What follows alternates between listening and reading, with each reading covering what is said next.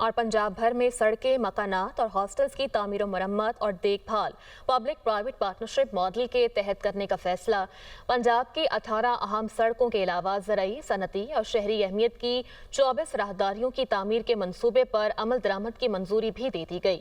مریم نواز نے پنجاب بھر میں پرانے واٹر انفراسٹرکچر کی بحالی، صاف پانی کی فراہمی اور سیوریج سسٹم میں بہتری کا ہدف دے دیا۔ وزیر اعلیٰ مریم نواز کا 2026-27 کے ترقیاتی پروگرام میں پبلک پرائیویٹ پارٹنرشپ کے تحت کم از کم 30% منصوبے شامل کرنے کا فیصلہ۔ سینئر صوبائی وزیر مریم اورنگزیب کی زیر صدارت پبلک پرائیویٹ پارٹنرشپ سے متعلق جائزہ اجلاس۔